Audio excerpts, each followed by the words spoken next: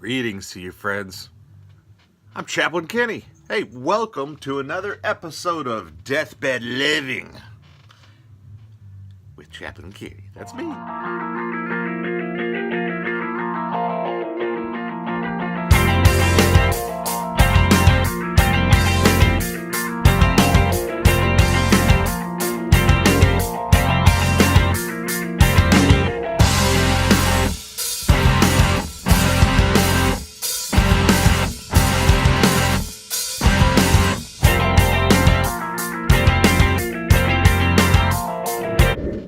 Happy to see you again, folks. Actually, I can't really see you.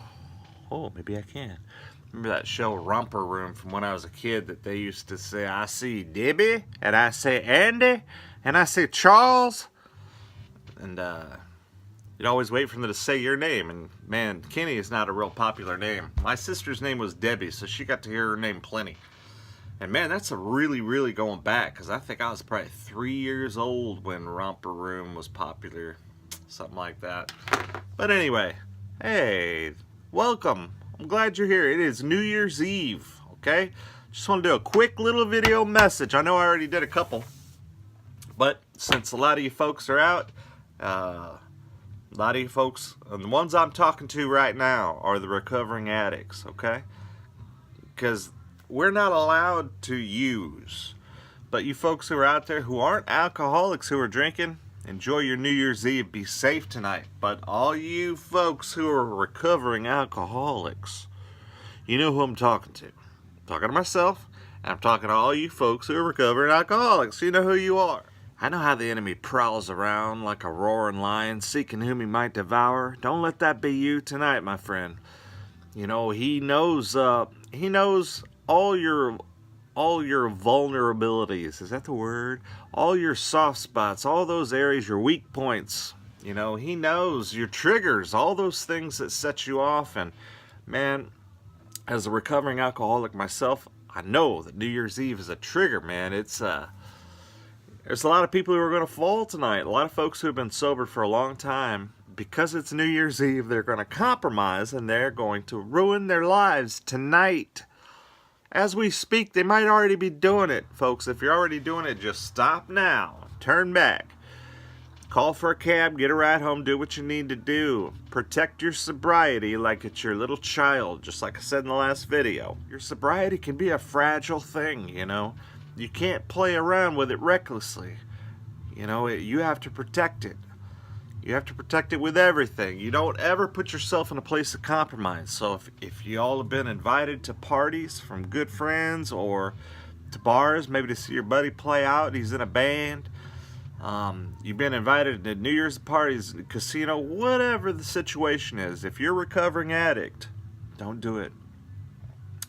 Stay home and be safe. Watch the book of John tonight. You know, pray, read the word, thank the Lord for the year that he's given you, and pray about the year to come. You know, don't worry about going out and getting all sloshed, not remembering half of it tomorrow. You know, don't do it. Don't do it. If you're a recovering addict, then you know you have the potential to ruin your life or even lose your life tonight if you use. So don't do it. We could go at any time. I could have a brain aneurysm before I can even reach for the stop button on this video. See my finger? I could have an aneurysm, boom, be gone like that. And then I'll just leave this legacy behind of me just talking like a freak, you know, about how much I love Jesus and how much you need to love Jesus if you want to be ready to meet him. The life we've been given is such a gift.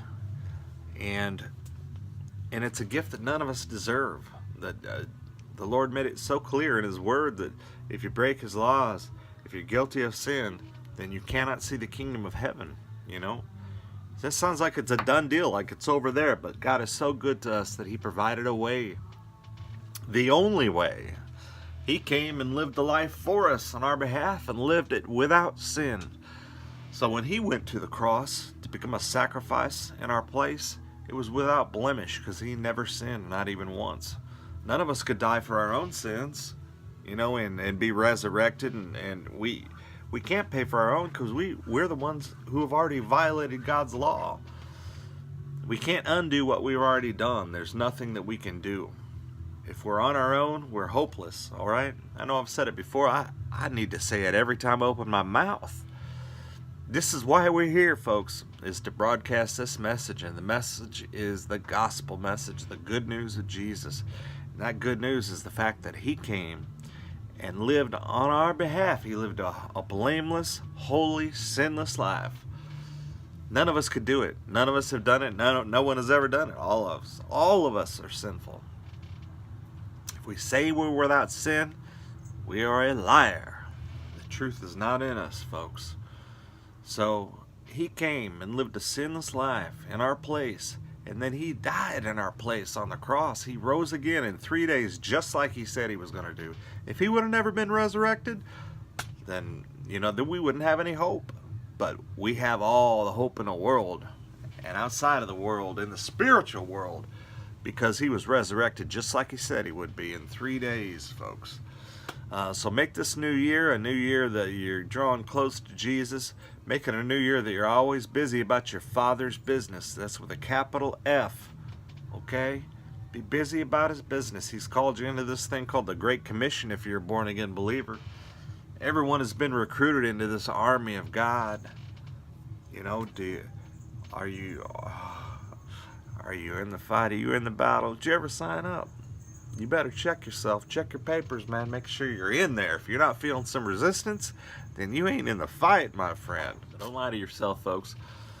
Don't be overconfident. Remember that pride comes before a fall, and every time that I messed up, I say every time as if it's been a lot, but with my sobriety, when I messed up and eventually had to go in detox and get right back, start all over again, it was because of too much pride. It was because I was overconfident in my ability to overcome this alcoholism, And I even used my spiritual relationship as an excuse to justify it as well. That I had freedom. I've got freedom to do whatever I want, according to Paul. Man, you ever read Galatians?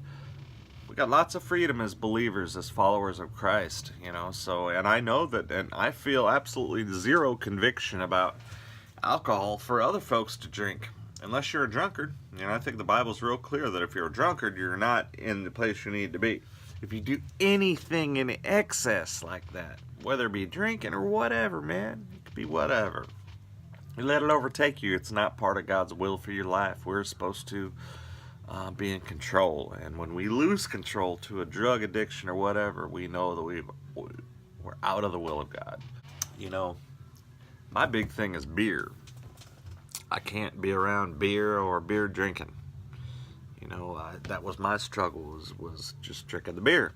You could drink whiskey around me or wine or whatever. It doesn't matter. Oh, that looks goofy. Doesn't matter, man. So it's not beer, then it's okay because it's not going to bother me. It could be in my refrigerator. It don't bother me at all. But I wouldn't last very long if I had beer in the fridge.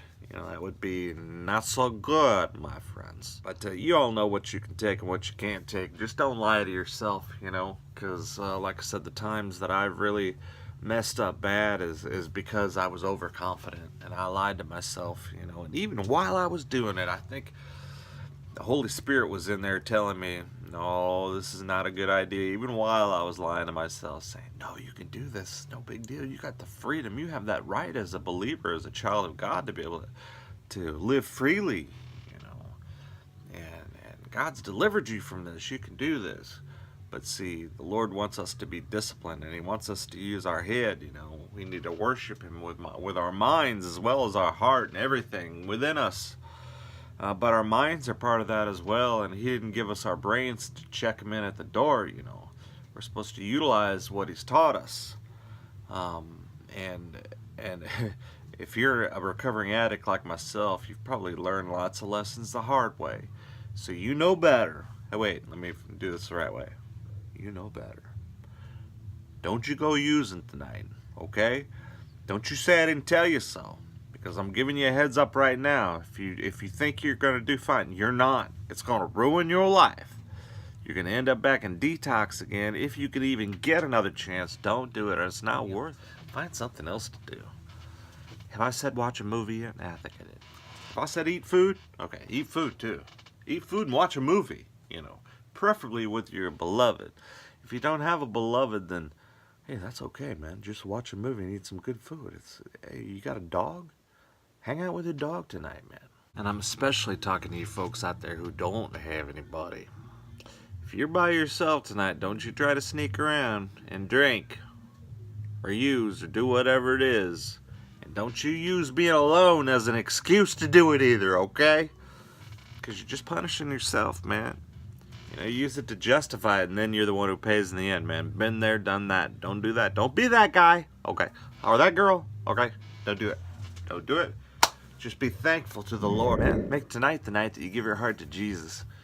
You might not make it till tomorrow morning. You might make it to see 115 years old. I don't know. But I do know this. If you get saved right now, tonight, and you do live to be 115 years old, you can have the best remainder of your life ever. Because salvation doesn't start when you die. It starts now. If you become a believer now, that's when salvation starts. That's how your life is meant to be lived here, is following Jesus. That's why you were created, to worship Him, to live for Him, to always point your life towards Him. That's why I'm here, is to point you all towards Jesus. Like John the Baptist said, I must become less and He must become more, right?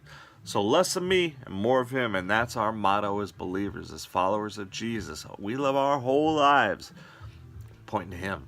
That He takes our sins and tosses them as far as the east is to the west and remembers them no more. To the sea of forgetfulness, my friends. Happy New Year.